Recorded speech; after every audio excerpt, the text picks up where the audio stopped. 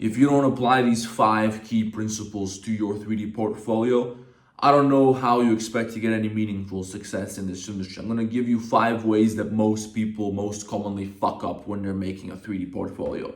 The first thing is lighting. Most people have no idea how to light things properly, so artworks which are otherwise good end up looking like shit, because you can have a good model, you can have the best textures on earth. If you don't light that shit properly, it's not gonna look any good. No one's gonna wanna follow you, no one's gonna wanna have anything to do with you. And this is super easy. It doesn't take a rocket scientist to figure out how to light things properly. It's really easy to fix this. You can probably fix most of your artworks, make them 3 times better in probably like half an hour. If you don't know what to do, just Google 3-point lighting. That's one of the most simple principles that you can apply. If you understand how that works, your artworks are going to be a million times better. You're going to see this is going to make a huge difference on your portfolio. The second thing that you have to keep in mind, and this is a mistake that I see a lot of times from my students, is that they have a portfolio which is also kind of mixed up with their personal account. So they have some 3D works on there, then they have some posts from their travels and stuff like that. They have posts with their friends and shit like that. It's not supposed to be a personal portfolio. This is supposed to be a professional account, okay? So, and nobody's gonna wanna follow you for your personal life, at least not in the beginning. If don't look at my account. I post some personal stuff because I'm a YouTuber and people know me, people follow me. That's a different thing. If you're trying to just focus on 3D, that's what you're supposed to be focusing on. Don't be posting your stuff. Maybe as you get bigger and as you get more known in the future, you can start doing this. But for the beginning, don't be posting your dog, don't be posting football, don't be posting beers, don't be posting your girlfriends, none of that shit. You just have to focus on 3D stuff, okay?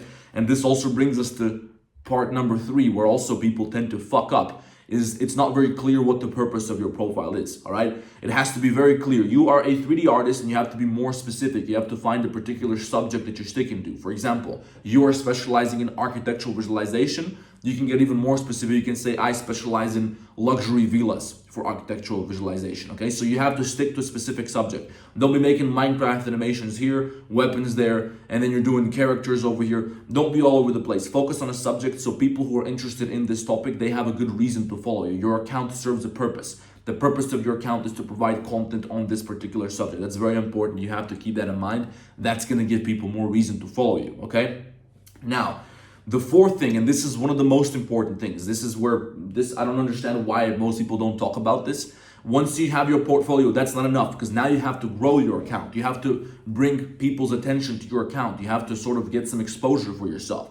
You have to figure out a way to put yourself out there. How else are you going to get clients? How else are you going to get jobs? People have to find out about your skills. You can be the best guitar player on the face of the planet. If nobody sees how you play, or if nobody hears your music, it's not gonna do you any good. No one's gonna want to bring you to a concert. No one's gonna want to buy your album or nothing like that. So just having a portfolio is not enough. You gotta figure out a way to put that shit out there. It's like if I record an album, that's not enough. Now I gotta go fucking distribute it. I gotta figure out a way to get people to listen to it. You know what I'm talking about. So you gotta kind of market yourself. The best way to do this is with short form content. You gotta figure out a way to give people something which is gonna catch their attention, which is usually short form content. This is one of the things that we teach inside the Digitally Enhanced Club. We have a whole new segment of the course designed just for how to make content which is gonna get more attention to your profile. And this is why we get students going from having 30 followers to 4,000 or 5,000 followers just like that, just by posting some simple short form content, okay? So that's very important. You have to, once you have your portfolio, you have to grow that account. You have to bring attention to it from the right kind of people. That's super important. If you don't do that part, there was no point making the portfolio in the first place. And the fifth thing, which is the most important by far, because this is what's actually gonna allow you to get business, to get some clients, or to get some freelance projects or whatever, or to get jobs at studios even, because it's all basically the same thing. You have to use your portfolio for networking. Most people just think that your portfolio is just something that you create and then that's it. Okay, but you have to figure out a way to use this, and this becomes a part of what you offer as a professional 3D artist. You have to use this to connect with people in this industry in particular. You can ask anybody. You can ask Thomas Collin, who's been in the game for a long time.